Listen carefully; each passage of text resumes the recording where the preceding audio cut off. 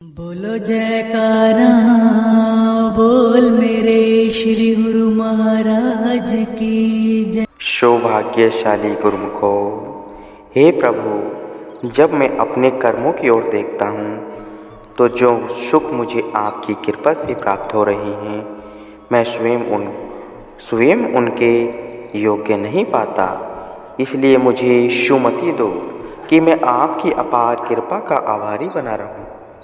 हे सद्गुरु, जिसको आपने वचन दिया है कि हर स्थान पर हर समय मैं तुम्हारे साथ हूँ, उसे किसी की ओर सहारे की क्या आवश्यकता है।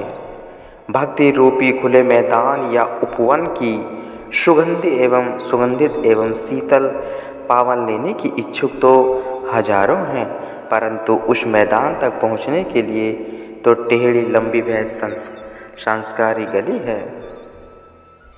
उसे अंत तक पार करने वाले थोड़े ही बचते हैं। कई थोड़ा भाग पार करते हैं तो कई चतुर्थ भाग और कई आधे पर ही शक्ति हार जाते हैं। श्री गुरु महाराज जी को किसी सेवक ने विनती की, आपकी भक्ति अत्यंत कठिन है। तो श्री प्रभु ने उत्तर दिया, भक्ति कठिन है तो 84 भोगना उससे भी अधिक कठिन है। बुद्धिमान वही कहा जाएगा, भोगना उससे भी अधिक कठिन है। बुद्धिमान वही कहा जाएगा जो थोड़ा दुख सहन कर अधिक दुख से जान बचावे। हे सेवक, जब तुमने अपनी संपूर्ण धन संपत्ति, मान सम्मान और मलिकियत सद्गुरु को प्रेम भरी दृष्टि प्राप्त करने के लिए भेंट कर दिया तो लाभप्रद कार्य किया। तुम सद्गुरु की कृपा समझो, जो सत्य के बदले में सत्य प्राप्त हुआ है। सावधान रहो, हृदय में अहंकार न करना कि मैंने कुछ किया है, नहीं तो सब प्राप्त किया हुआ खो बैठोगे। भाग्यवानों को ऐसी वस्तु प्राप्त होती है जो इस लोक में शांति प्रदान करती है और परलोक में भी सहयोग देती है। सद्गुरु कुल मालिक हैं। यमराज और धर्मराज आदि सब उनकी आज्ञा में चलते हैं।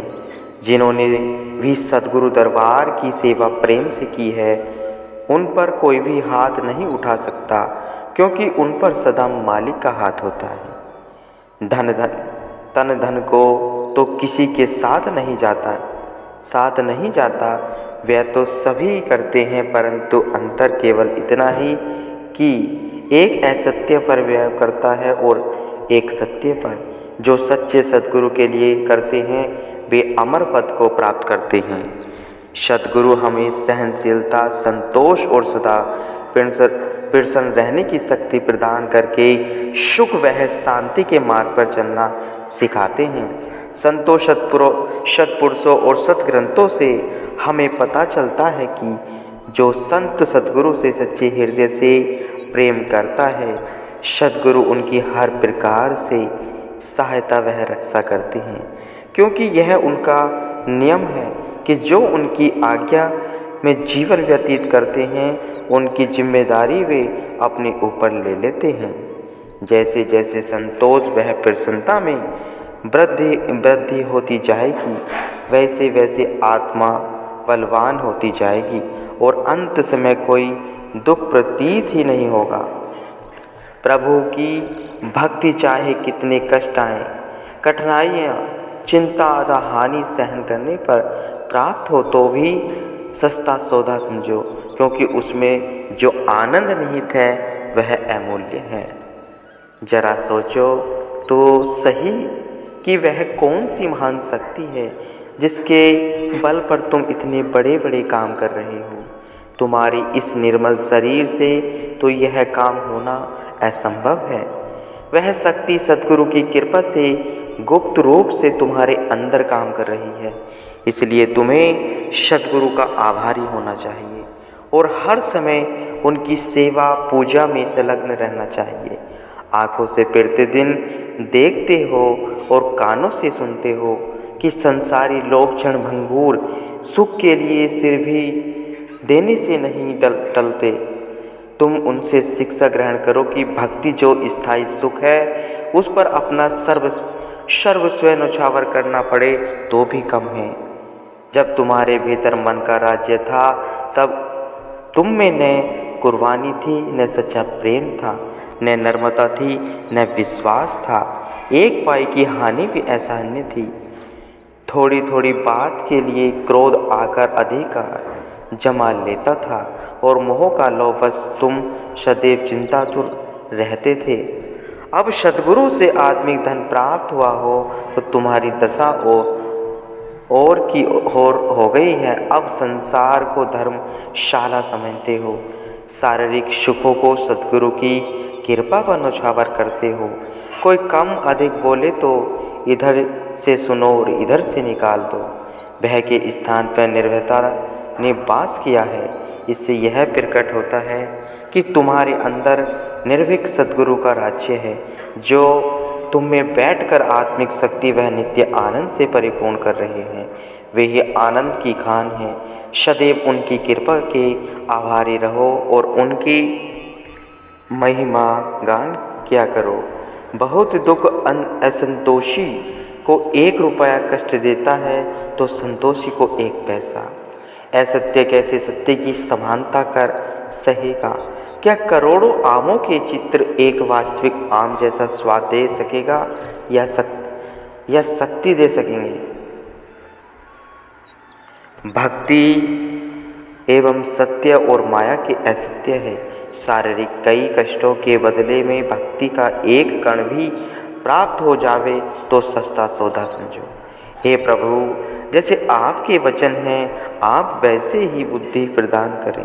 केवल आपके वचन पढ़कर छोड़ न दूं, परंतु इसमें जो अमृत रस भरा है वह पीकर अमर आनंद को प्राप्त करूं।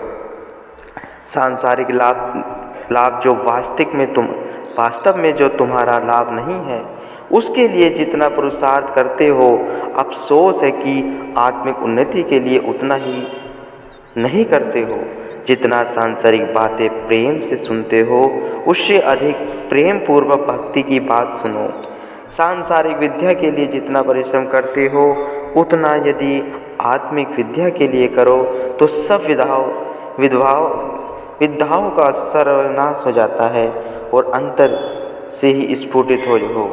जितना शीघ्रता से काल की ओर दौड़ रहे हो, उतना दयाल की ओर दौड़ने का प्रयत्न करो, तो फिर अपने लक्ष्य की प्राप्ति में कोई संदेह नहीं।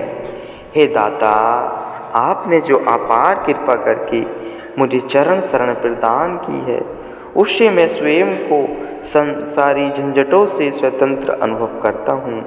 आपकी कृपा के बिना तो मैं दरिद्रता का दरिद्रता हूँ।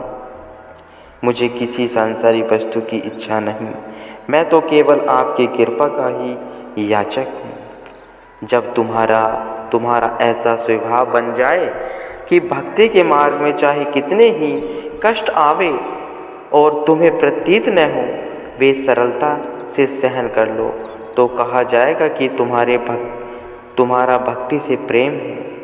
दुख के समय घबराते हो या विपरीत समय में तुम भी विपरीत सोचते हो, तो कहा जाएगा कि अभी तुम में परिपक्वता पूर्ण रूप से नहीं आई। मालिक से प्रार्थना करो कि वे असत्य का निकास कर सत्य का संचारण करें। केवल ऐसी बातें सुनो और बोलो जिससे सद्गुरु की प्रीति दृढ़ हो। हे प्रभु, आप ही मेरे सच्चे हितैषी हैं, क्योंकि आप त्रिकालदर्शी हैं और अंतर्यामी हैं, इसलिए आपकी सम्मति से कदापि हानि नहीं होगी। हे क्षमाशील पिता, मुझे ऐसी क्षमता प्रदान करो ताकि अत्यंत लगन से आपके गुण गाता रहूं और आपसे विलग रूहों को आपके साथ मिलाने का यत्न दिन रात करता रहूं। इस सेवा के परिणाम स्वरूप जो बढ़ाई और धन पदार्थ आवे, उधर बिल्कुल मुँह न करूं, आलसी न बनूं। देखता हूं कि संसार में जितने भी कष्ट व कलेश हैं, वे सब आपकी आज्ञा का उल्लंघन करने से आते हैं। आपके वचन उनके कानों तक पहुँचाऊँ। जो लोग सांसारिक बातें सुनने में व्यर्थ समय गंवाते हैं और अपने मन को चंचल बनाते हैं, कितनी ही आपकी पुरानी रूहें हैं जो मेरे आलस्य और लापरवाही के कारण परम सुख की खान आपसे बिलख पड़ी है। कृपा करके ऐसा सहयोग मिलाओ कि आपके पुराने प्रेमियों के संपर्क में बैठकर आपका यश गान करूं, ताकि अपना अमूल्य समय सार्थक करूं। गुरुमुखो।